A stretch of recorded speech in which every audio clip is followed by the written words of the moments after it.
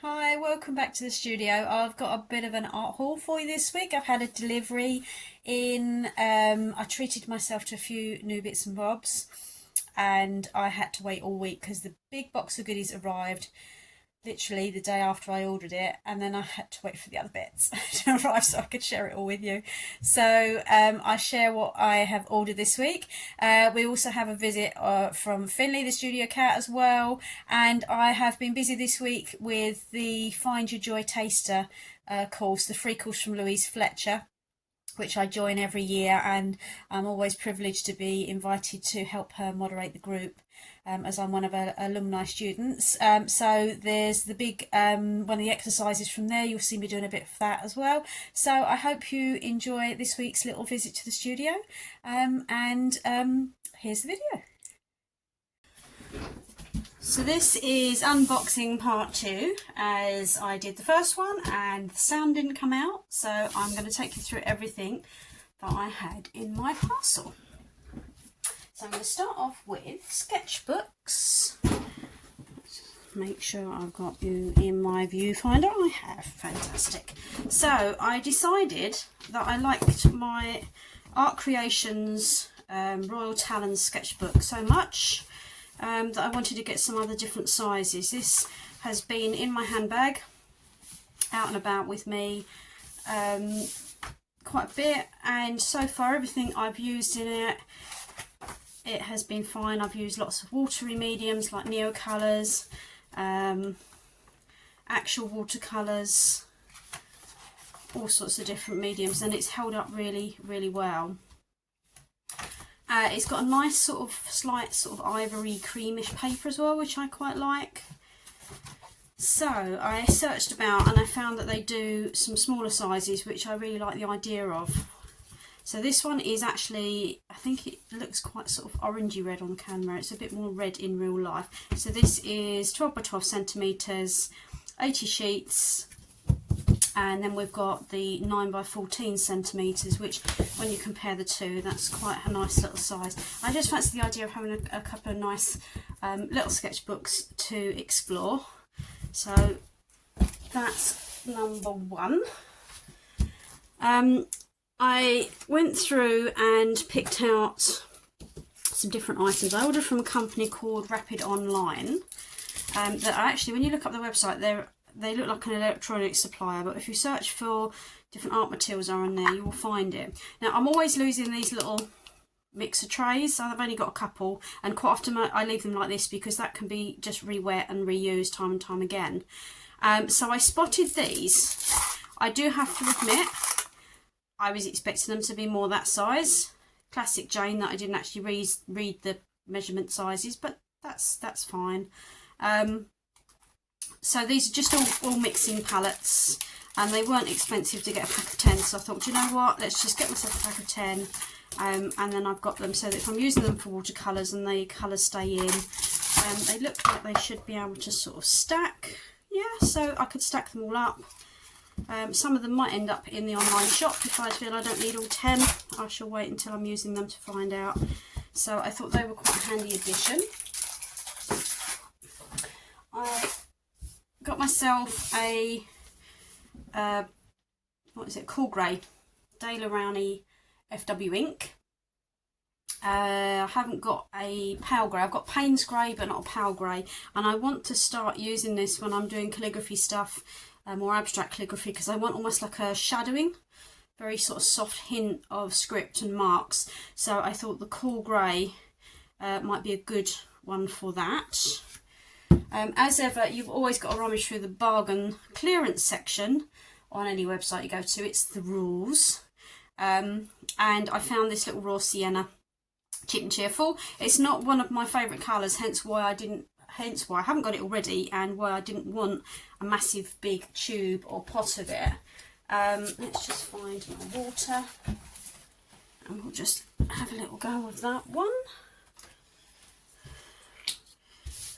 But I thought, well, they had a little tube just on offer. That's actually nice. I thought it's quite, because I've been using quite a lot of yellow ochre, and that's actually in that range. So yeah, I might end up getting a larger one after all, but no, that would last me absolutely ages anyway. So that will do me a treat. So, my why on earth did I buy it purchase? I bought myself a set of brushes. I've got some new paints, which I'll be showing you in a minute. And I thought, well, if I've got some new paints, let's have some new brushes. These are Major, which is the brand, and they are round tip synthetic sable. I quite like because they're a nice fine tipped brush. Oops, I've left my little caps. Not that I'll keep them, but anyway. So, why on earth did I buy these brushes? Because, as you know, I run an online shop. I have stock of brushes in store to sell on my website, most of which actually are not on the website. I also have more boxes of brushes. I also have another box which has got sets of brushes. So, why on earth did I buy another set of brushes instead of just taking them out of my stock? It's like sending coals to Newcastle, isn't it? Anyway, so I have a nice new set of brushes to go with my nice new set of paints. And my nice new set of paints are some gouache. Now, I've been looking at gouache for a while, and one of the reasons I wanted to get some gouache is I want to do a lot more with my illustrated letters. And originally, when I used to do them, back in my calligraphy days at school, I used to use gouache. And in fact, I still have my original gouache from school. This is the gold that I used on my exam pieces. So this is over 30 years old, and it is still just as good as it was back then. So, and it's exactly the same brand. So I know it's a really good quality brand, and it's not going to dry up on me. So when I saw that it had exactly the same brand available, they've not really even changed the packaging very much. I thought, yes, that would be a really good set. And this is just a little set of 12 15mm tubes, but I think this is, yeah, it's a 15mm tube. I didn't want to go for a cheap student quality set. I wanted to have a good quality gouache, so that if I'm doing professional pieces, that they're going to have plenty of pigment in them. So I got myself this set.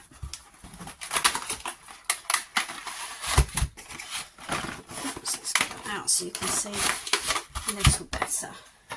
So I thought this was a good all-round set. You've got all your basics in here. A nice good sort of couple of different reds, yellow ochre. Good all-round set. Now, I have learnt whenever you're working with any new any medium, to be honest, always get extra white. So I ordered myself an extra white, and by chance, I didn't even realise this at the time, I've actually ordered a different white. So this is a zinc white, and this is, if I'm getting out the tube, this is a permanent white. So actually that's really useful. So rather than just doubling up, I've got two different ones, so I can have a little experiment to see what the difference is and whether I have a preference to one or the other. Now, the other thing I spotted as well, I was very pleased to see that this is still available. So once I have finished my tube, because there's no way I would buy a new one when I've still got all that left to use, I can replace it. But I also spotted they had a silver as well. So I thought, let's get the silver so that I've got the full range, particularly if I'm going to do some illustrated letters. You quite often end up having your metallics in. And sometimes, even if I use this as a base underneath metal leaf, so that if you have little areas that you miss, this is quite good to use underneath that, so you haven't got a glaring piece of white showing through if you've just not quite gone up to the edge with your metal leaf. So I will be using those too, and we'll swatch these in a minute so that you can see all the colours and have a little play. So what else did I get? Oh, more Quink. So this is a top up of my beloved Parker Quink, my black ink, and I use this in my calligraphy pens, in my calligraphy classes, as well as in my my fountain pen that I've done lots of the pen and ink drawings. So I thought, actually that was the original reason I went in to do the order, because I'm getting through this quite fast now. So I've got a replacement.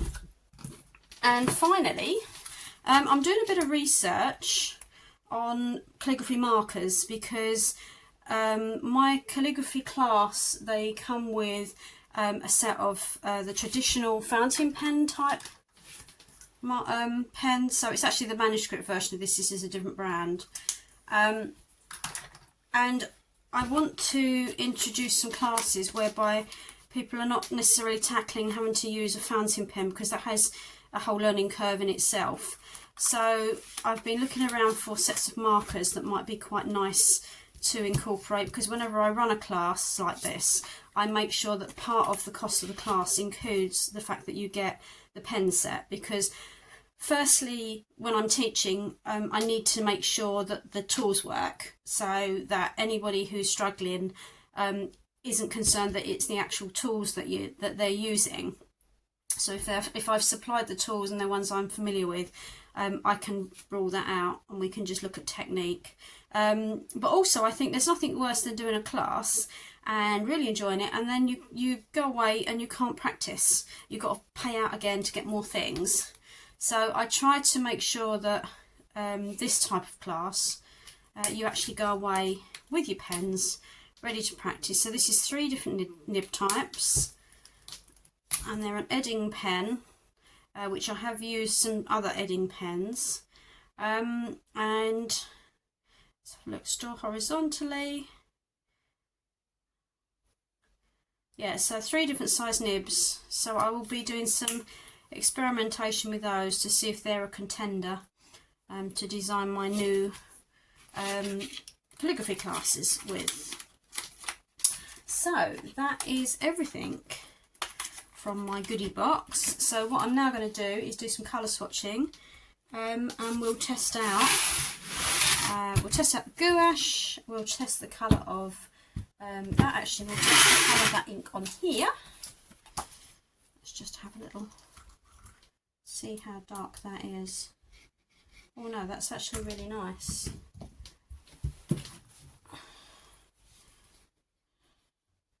Yeah, that's a nice soft, that's exactly the sort of shade I was after actually. It's still got a little bit of brown in my brush. So yeah, no, that is going to work really well for what I want. It'll also be really good for shadows as well. So yeah, happy with that one. So let's go swatch the gouache.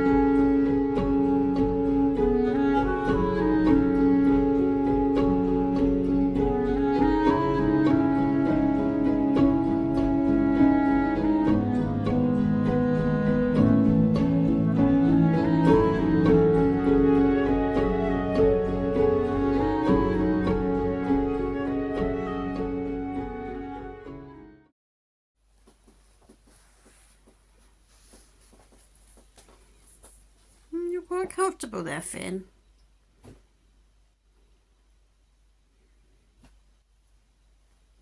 Its tail's still wagging though, isn't it? Aye.